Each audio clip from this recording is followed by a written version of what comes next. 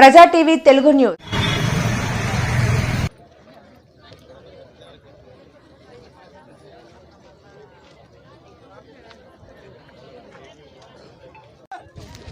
లెక్క చెప్పొచ్చి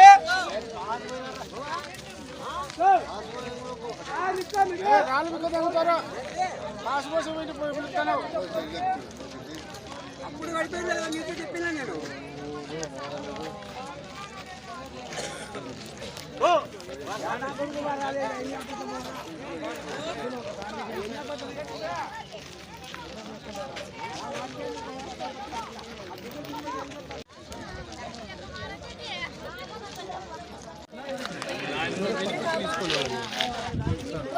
రూపాయకుని లేదు. మేమంతకు మేము పని చేసుకొని పోతున్నాము ఇళ్ళకు. మాకు వీళ్ళు ఏం చేస్తున్నారు లేదు, వాళ్ళు పక్కన వాళ్ళంతా ఇళ్ళ మీద పుచ్చులు పెడుతున్నారు. పని లేకుండా మాకు నోట్లో దుమ్ము దింగుతున్నారు పక్కన వాళ్ళు కూడా.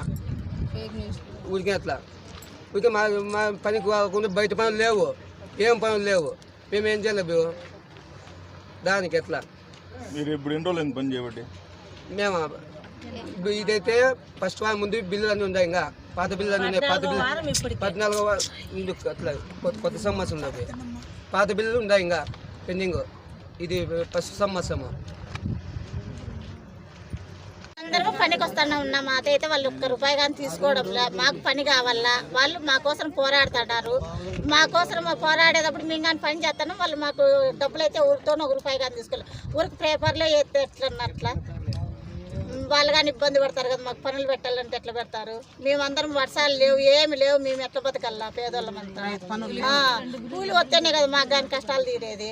ఏం ప్రభుత్వం ఏమన్నా ఊరికనే ఇస్తుంది డబ్బులు? ఎవరికి ఊరికనేది? మేము ఇటుకి కొండలకు వచ్చి పని చేస్తేనే డబ్బులు ఇచ్చేది. అందుకే మీరు దయచేసి ఎటువంటి సందేహాలు వేయకోకుండా కష్టపడుతున్న దానికి ఫలితంగా చూడండి. మాకు మేము చాలా రోజులు అయి చేయబట్టి మాకు ఇంకా 10 బిల్లులు పడాలి. 10 బిల్లులు పడాలి. ఇప్పుడు కొత్త రోజులకి ఎక్కినాము. కొత్త రోజులకు 2 వారాలు కాబట్టి ఎవరికి ఇవ్వడం లేదు. ₹1 టెస్ట్కి అధికారులకి మమ్మల్ని ఎవరో స్పందించడం లేదు డబ్బులు ఇవ్వండి అని. అందుకే వాళ్ళు పనులు పెడుతున్నారు. మాకు మేమే అడుగుతున్నాం మాకు పని కల్పించండి అని అందరము కలిసి.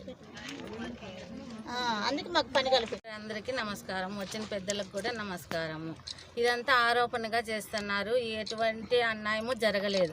కూలీలు కడుపు కొడుతున్నారని చెప్తున్నాం. మేము వచ్చి మా పనులు కల్పించాలని ఫీల్డ్ అసిస్టెంట్కి అర్జీ పెట్టుకుంటే ఆమె మాకు పనులు కల్పిస్తాను. అంతవరకు ఎటువంటి డబ్బులు అడగడం కానీ అధికారులకు డబ్బులు ఇవ్వడం కానీ ఎటువంటి ఆరోపణలు జరగలేదు. ఇదంతా అన్యాయంగా చేస్తున్నారు. కూలీలు కడుపు కొడుతున్నారు. మీరు మాకు న్యాయం చేయాలని కోరుతున్నాం. మీరేమో అంటారు కదా, అది అదే కూలీలు మళ్ళీ ఆఫీస్లో చెప్తారు. చెప్తున్నారన్నా మీరు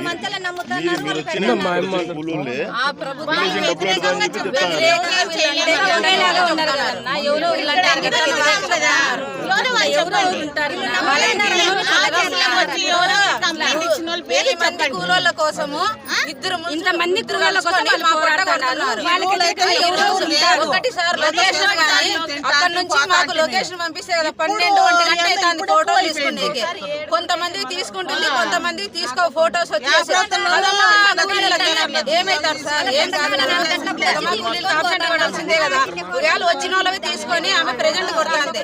ప్రెజెంట్ కొట్టడం వల్ల ఒక ఫోటోని 7 మాస్టర్లు కొట్టినారు, 10 మాస్టర్లు కొట్టినారు అంటే కదమా కూలి వాళ్ళకి ప్రజెంట్ ఎటువంటి మండలం ప్రజన్నూతల గ్రామం.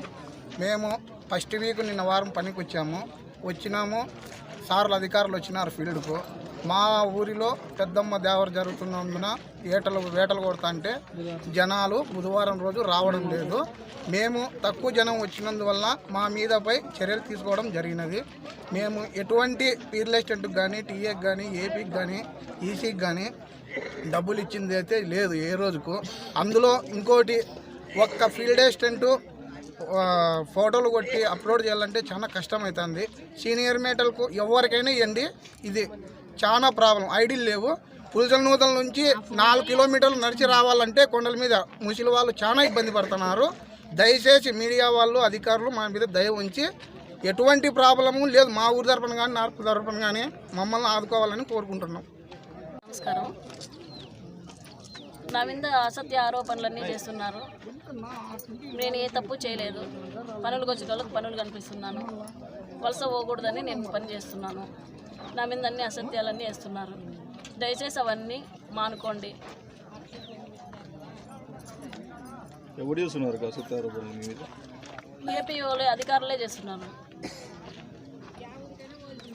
అధికారులకి మీకు ఎందుకు వచ్చింది? ఎందుకు వచ్చిందో అవన్నీ వాళ్ళకి తెలుసు. యా వర్గం ఎక్కడుందో కూడా మాకు తెలియదు. మేమైతే కష్టపడినాం, పని చేస్తున్నాము. ప్రజల కోసమే చేస్తున్నాను. నేను ప్రజల కోసమే ఉన్నాను. యా కూలీలకు పొట్టగట్టినా నేను నిరూపించమని చెప్పండి. అంటే APO Ramarao sir, Ramesh. Demand ఇప్పించింది అతనే, డిమాండ్ ఇప్పించినారు. వాళ్ళు పనులు పోయినారు. సోమవారం మంగళవారం వచ్చినారు పులుసులనాథలలో. కొంతమంది బుధవారం రాలేదు. వాళ్ళు జాతర ఉందని పోయినారు. జాతర ఉందని పోయిన రోజే మా మీద ఆరోపణలు, అవినీతి అవి ఇవన్నీ వేసినారు. ఎవరు నాకు డబ్బులు ఇచ్చినారు?